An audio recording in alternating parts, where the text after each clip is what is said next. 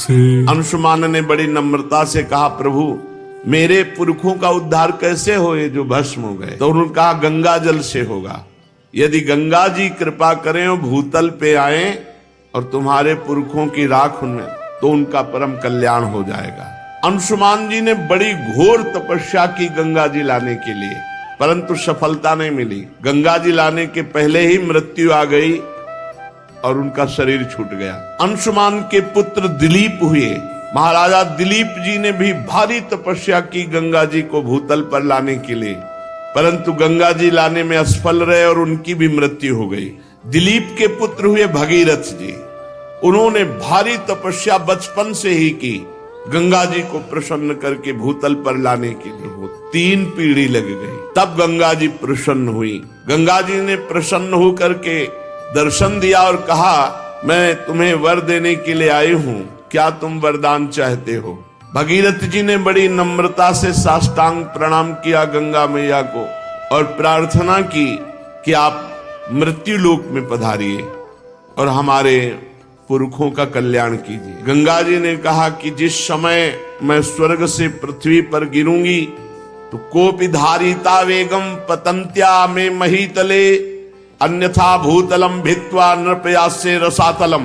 कोई चाहिए जो भूमंडल पर पृथ्वी लोक में बीच में मुझे रोक ले।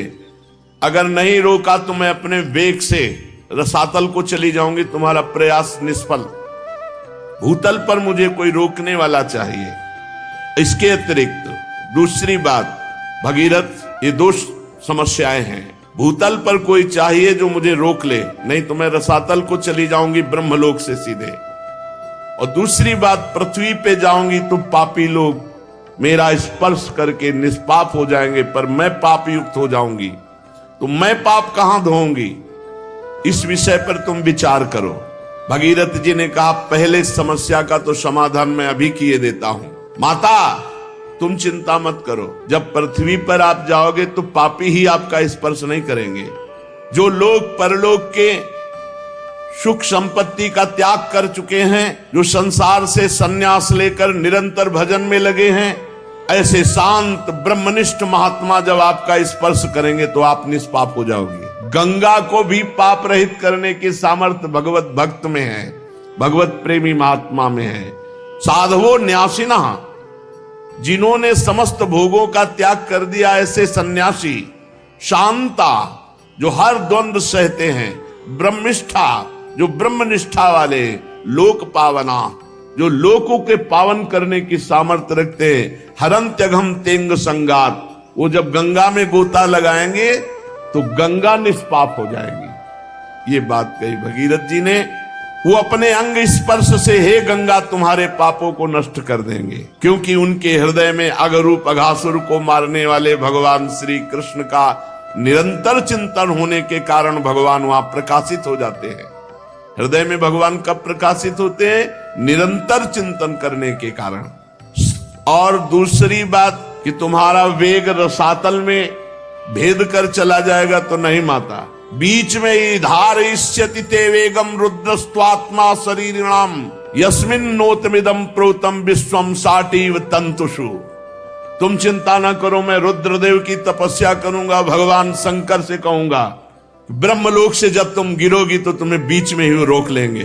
तो गंगा जी ने सोचा कि महादेव जी किस में रोक लेंगे मुझे, देखते हैं। तो गंगा जी ने जो ही ब्रह्मलोक से ऐसी विशाल धारा गंगा जी की, भगवान शंकर ने जटा खोल दी। जटा कटा संभ्रमम भ्रमण निलंप निर्झरी विलोलवी चिवल्लरी विराजमान मूर्धनी, और बांध लिया जटाओं। गंगा की धारा को जटाओं में लपेट लिया। भगीरथ ने कहा, महाराज नीचे कुछ बूंद तो गिरे, नहीं तो हमारे पुरखे तो वैसे ही रह गए।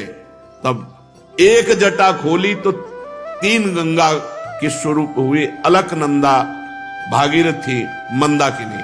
अलकनंदा स्वर्ग गंगा, पाताल गंगा मंदाकिनी, जो अनुसुईया जी के आश्रम में प्रकाशित हुई चित्रकूट में। और भागीरथी तो पावन, त्रिभुवन पावनी श्री गंगा जी भारत देश को पावन करते हुए, हिमालय से देश को पावन करते, आगे आगे भागीरथ जी चल रहे हैं और पीछे गंगा जी चल रहे हैं। कितना महान पावन भूमि है जहां गंगा जी विराजमान है। गंगा जी, इतनी आसक्ति गंगा जी से कहीं नहीं हुई ऐसी आसक्ति। यमुना जी का अवगाहन सेवन हुआ पर उतना नहीं हुआ जितना गंगा जी का हुआ। बचपन से गंगा जी ही पूरा जीवन थी। आहार भी गंगा जल का ही और विहार भी गंगा के तट का। पूरा गंगा शब्द से एकदम रोमांच होता है, जैसे अपनी सगी माँ की याद आ जाए और हृदय विकल हो जाए, ऐसे हो जाता है। गंगा जी की आसक्ति हृदय में इतनी कि वो बता नहीं सकती। जैसे अपनी माँ से आसक्ति होती है, ऐसे गंगा जी से आसक्ति थी और उन्होंने पालन पोषण माँ की तरह ही किया। हे देवी, तुम्हारे तीर पर केवल तुम्हारा जलपान करता हुआ विषय तृष्णा से रहित होकर। किसी ने पूछा कि एकांतिक में कि आप भी तो मन वाले हैं, साधक जब साधना करते तो अपने लोग देखते मन भागता है, ये विषय वो विषय संसार, आपको नहीं सताया क्या? तो आपको सही बताएं, ऐसी रहनी और ऐसा स्थान की विषय चिंतन का कहीं संयोग ही नहीं था। ऐसे ऐसे सिद्ध महापुरुष ब्रह्मलीन, जिनको देखने के बाद हाहाकार मचता ब्रह्म तत्व में स्थित होने का, कहीं विषय संयोग का दर्शन गंगा किनारे कहाँ है? और कभी हरिद्वार की तरफ ऊपर नहीं चढ़े, जहां देखा कि भीड़ वहां नहीं गए, बस किनारा किनारा ही, प्रयाग तीर्थराज काशी विश्वनाथ घाटों में, फिर किनारा वापस, यही क्षेत्र ही था, यही क्षेत्र था। हम कहीं जीवन में नहीं गए, किसी भी तीर्थ में, किसी और धाम में नहीं गए। वृंदावन आना था इसलिए चित्रकूट से तो कई दिन चित्रकूट में रुके, नहीं तो कोई तीर्थ नहीं, बस गंगा किनारे जो पड़ते, ब्रह्मावर्त, इलाहाबाद संगम, काशी विश्वनाथ, बस किनारा गंगा जी। गंगा ही हमारा जीवन थी। हे भगवती गंगा, तुम महादेव जी के मस्तक की लीलामयी माला हो। जो प्राणी नित्य तुम्हारे जल कण के अणुमात्र का भी स्पर्श करता है, वो कलि कलंक के भय को त्याग कर दिव्यता को प्राप्त होता है। कलयुग उसका कुछ नहीं बिगाड़ सकती। जो गंगा जल का पान करते हैं, एक बूंद ही चाहे रोज, गंगा जल है तो हमारे प्रभु का चरणामृत है वामन भगवान का। ब्रह्मांड को फोड़कर निकलने वाली महादेव जी की जटालता को उल्लसित करती हुई, स्वर्गलोक से गिरती हुई सुमेरु की गुफा और पर्वतमाला से झड़ती हुई पृथ्वी पर लौटती हुई पाप समूह की सेना को कड़ी फटकार देती हुई, समुद्र को भरती हुई देवपुरी की पवित्र नदी गंगा हमें पावन करे। श्री गंगा जी वरदान है, ब्रह्मद्रव है, मूर्तिमान भगवत स्वरूप है। हम भारतवासियों का कितना सौभाग्य जहां की नदी के रूप में ब्रह्मद्रव, बिल्कुल सच्ची कहते हैं, रोज नया उत्साह, नई एक अगन भगवत प्राप्ति की, तत्वबोध की। कभी ऐसा खान पान विश्राम संसार ये स्मरण की ही वृत्ति नहीं रही। गंगा जी की कृपा से ये स्मरण की ही वृत्ति नहीं थी। त्रिकाल गंगा स्नान, तीनों टाइम सर में डुबकी लगा के, ऐसे नहीं कि ऐसे हाथ पैर धो लिए, ऐसे तीनों बार गंगा जी का स्नान, चाहे सर्दी हो, चाहे गर्मी, चाहे बरसात। तो जब लगन लगती है तब फिर कुछ नहीं सुनाई देता। ये मन तभी आपको, आपके हृदय में अभी लगन नहीं लगी, भगवत प्राप्ति की लगन लग जाए तो ये विषय, अरे ब्रह्मादिक के भोग सब विषम लागत ताई, नारायण ब्रज चंद की लगन लगी ही जाए। ऐसे ही जो गांव के लोगों के 100 फेंक दिए जाते हैं, कुत्ते किनारे लाके ऐसे नोच रहे, वहीं बैठे हैं, वहां भोग सुहाई देगा, भोग चिंतन सुहाई देगा। वहां तो बस हाय हाय मचा। ये शरीर की दुर्दशा, यही हमारे शरीर की दुर्दशा होगी। फिर भगवत तत्व का अगर बोध नहीं हुआ तो मतलब क्या रह गया? वहां यही दृश्य, कहीं चिता में आग लग रही, कहीं कोई हाथ लिए कुत्ता भाग जा रहा है, कहीं कोई टांग घसीट रहा है, यही दृश्य थे। ये दृश्य आग का काम करते हैं वैराग्य के। क्या शरीर है? तो कई कई दिन भूखे रहने पर भी पीड़ा थोड़ी होती थी, हर समय ब्रह्माकार वृत्ति। कैसे कैसे जीवन का परम लक्ष्य प्राप्त होगा, रात दिन। तो ये जो प्राकृतिक कष्ट हैं, ये सुख का अनुभव कराते हैं। जैसे योद्धा को जब घाव होता है तो सुख होता है, कायर पुरुष भयभीत होता है, ऐसे जिसका लक्ष्य होता है भगवत प्राप्ति। और गंगा जी वैराग्य में ऐसा पेट्रोल का काम करती है। अगर थोड़ा भी वैराग्य है तो बढ़ा के वैराग्य को बिल्कुल अवधूत बना दे। गंगा जी की अपार महिमा, और यमुना जी की महिमा है कि वैराग्य से अनुराग में डुबा दे, प्रेम में डुबा दे। श्री भगीरथ जी त्रिभुवन पावनी गंगा जी को वहां लेकर के गए जहां उनके पितरों के शरीर राख बने हुए पड़े थे। आगे आगे वो वायु के वेग के समान रथ पर सवार होकर चल रहे, पीछे गंगा जी कलरव करती हुई दौड़ रही, कल कल करती हुई गंगा जी दौड़ रही। इस प्रकार गंगा सागर संगम पर पहुंचकर उन्होंने जले हुए पुत्रों को अपने जल से गंगा जी ने पावन किया। यद्यपि सगर के पुत्र ब्राह्मण के तिरस्कार से भस्म हुए थे, अपराध हुआ था, लेकिन ये गंगा जी की महिमा है कि ऐसे महत अपराधी को भी परम पद प्रदान किया अपने जल के स्पर्श मात्र से। केवल गंगा जल का जे भी उनके शरीर की राख से स्पर्श हुआ कि सब के सब परम पद के अधिकारी बन गए। जय हो भारत भूमि की, जहां ऐसी पावन गंगा जी। अरे गंगा जी का दर्शन, गंगा जी का आचमन, गंगा जी का स्नान तो निष्पाप करता ही।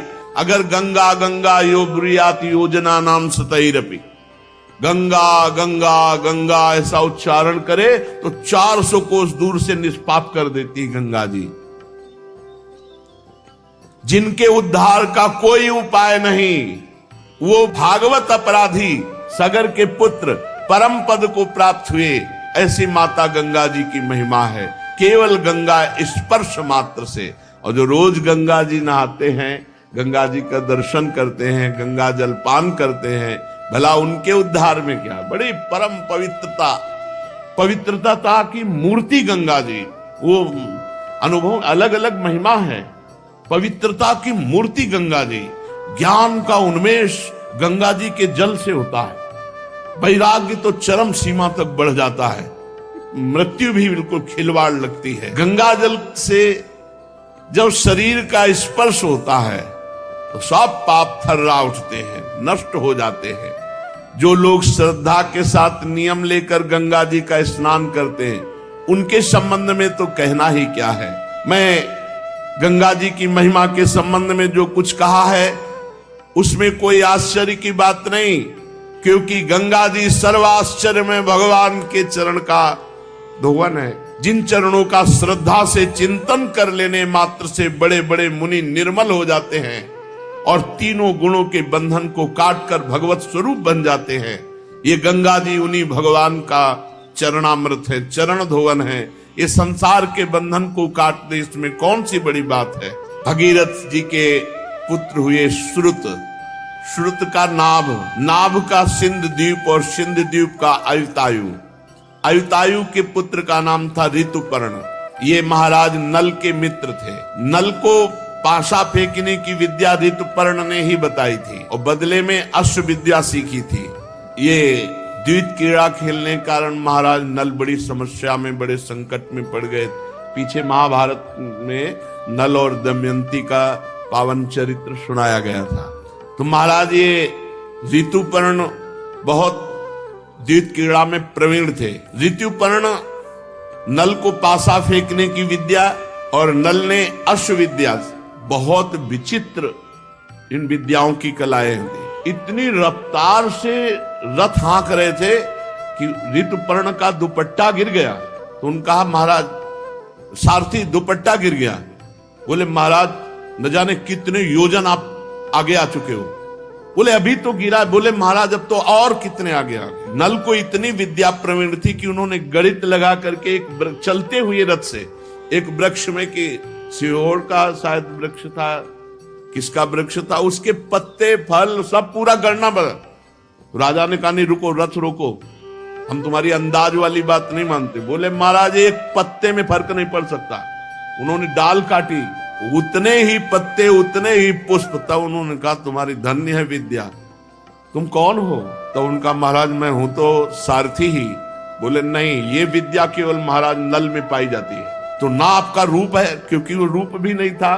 करकोटक सांप के काटने से अंतर ध्यान। बड़ा रोचक प्रसंग महाराज नल दमयंती का आज भी आन है कि अगर ऋतुपर्ण राजा और नल करकोटक सांप इनका स्मरण करे तो कलयुग का प्रभाव उसके ऊपर नहीं आएगा।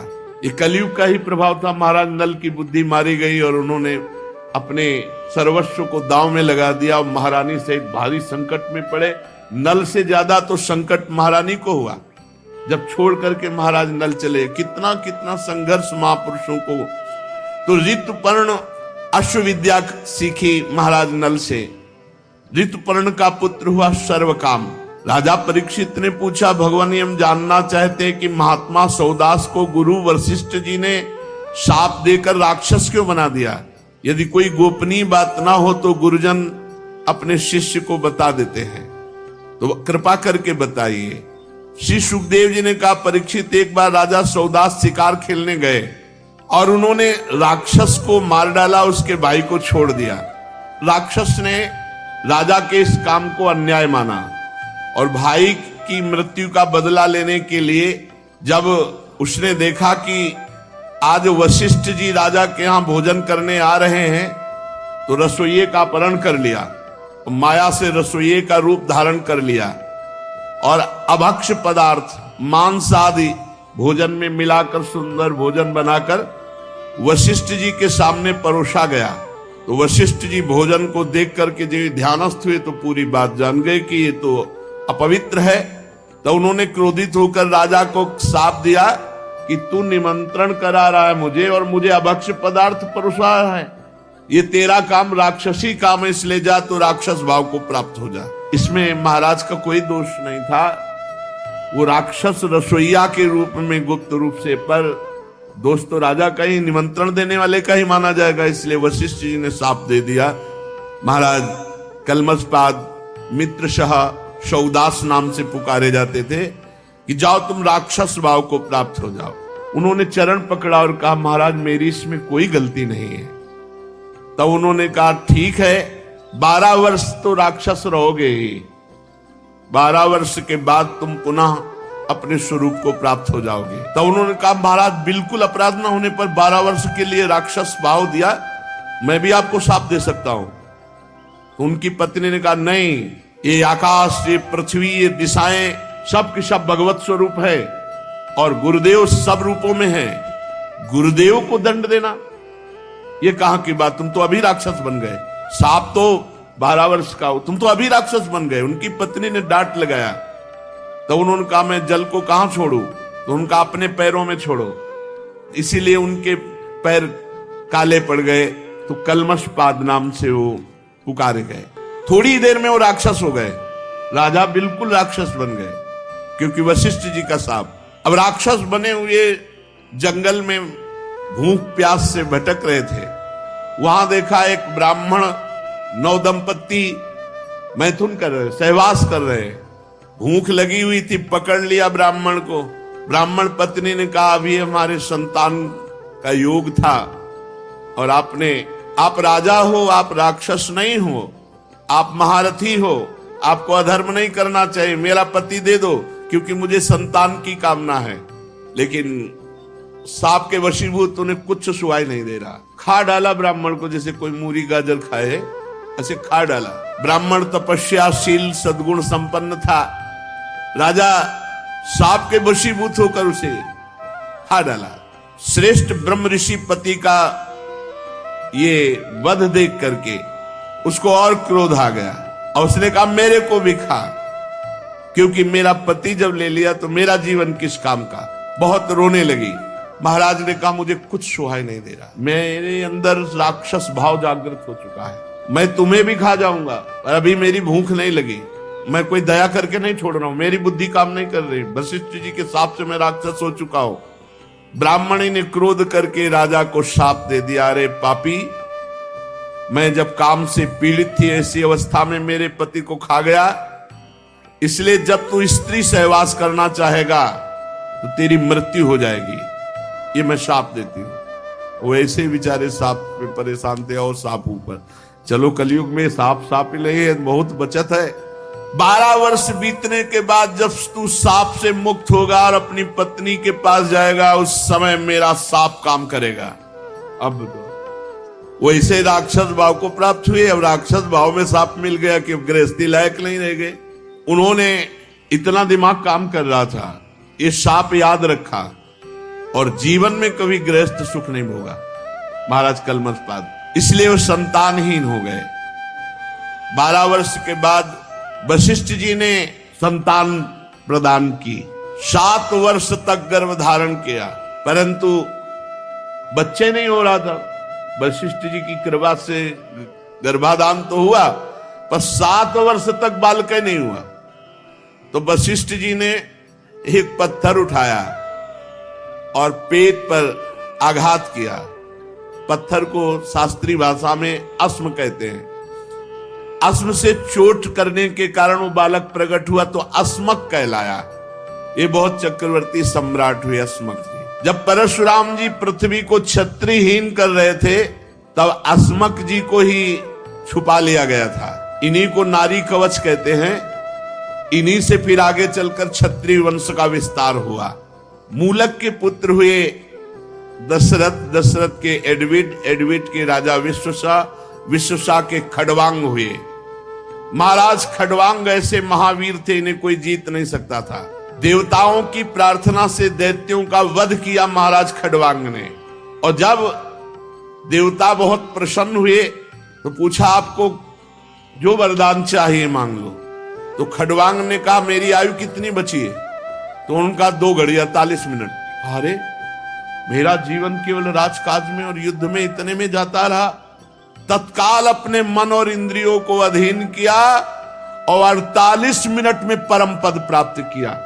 खड़वांग जी ने 2 घड़ी में, जीवन में जब पता चला कि आयु रह गई इतनी, 2 घड़ी 48 मिनट, तो मन और बुद्धि को खींचकर भगवान में लगा। महावीर तो थे ही वो, और भगवान में स्थित होकर अपने शरीर को त्यागा। 2 घड़ी में परम पद प्राप्त किया। धन्य है उनका जीवन जिन्होंने अपने को भगवान में समर्पित किया है। तीनों लोकों के स्वामी भगवान मुझ पर प्रसन्न है जो मुझे पता चल गया, खड़वांग जी सोच रहे।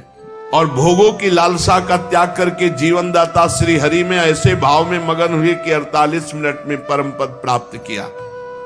परीक्षित, खड़वांग जैसा कोई महावीर चक्रवर्ती सम्राट और 48 मिनट में भगवत प्राप्ति, 48 मिनट में भगवत प्राप्ति। इसलिए उनको तो पता था कि 2 घड़ी बाद मर जाएंगे, अपने को 2 घड़ी का भी पता नहीं। इसलिए हर समय राधा राधा राधा। इन्हीं खड़वांग के पुत्र दीर्घबाहु, और दीर्घबाहु के परम यशस्वी पुत्र हुए महाराज रघु, रघु के अज, और अज के महाराज चक्रवर्ती सम्राट दशरथ जी हुए। और दशरथ जी की तपस्या, भजन, उससे प्रभावित होकर परब्रह्म परमात्मा 4 रूपों में प्रकट हुए। राम, लक्ष्मण, भरत, शत्रुघ्न। खड़वांग के वंश में ही परीक्षित, सीतापति भगवान मर्यादा पुरुषोत्तम श्री राम का चरित्र तो तत्वदर्शी ऋषियों ने बहुत वर्णन किया है, और तुमने अनेक बार उसे सुना भी है। भगवान श्री राम सत्य प्रतिज्ञ। देखो, जीवन का यही समय सार्थक जा रहा है और तो सब प्रपंच है। भगवान की चर्चा, भगवान को ना, ऐसा लगता है कि कुछ और हो ही ना। चित्त का प्रभु में निरंतर डूबना। राधा वल्लभ श्री हरिवंश अगर आप अंत तक देख रहे हो तो लाइक, शेयर, सब्सक्राइब जरूर कीजिए। हमारे इस चैनल पर ऐसे ही महापुरुषों के तथा दिव्य तथा दैविक भागवतिक लीला चरित्र लाते रहेंगे। सभी लोगों को राधे राधे। बस ये ऐसा थोड़ी लग रहा है कि कल की चर्चा हो रही है, ऐसा लग रहा है अभी चर्चा हो रही है, अभी प्रभु के साथ। और ये थोड़ी कि राम जी और श्याम जी में कोई अंतर, वही श्याम जी में वही। हमें तो अंतर नहीं दिखाई देता। हमें तो बस अंतर अगर गौर से देखें तो इनकी ग्रीवा सीधी रहती है, तो थोड़ा टेढ़ी रखने बका, एक ही बात है। वही राम जी हैं, वही श्याम जी। से चर्चा आगे। श्री राधा वल्लभ लाल की।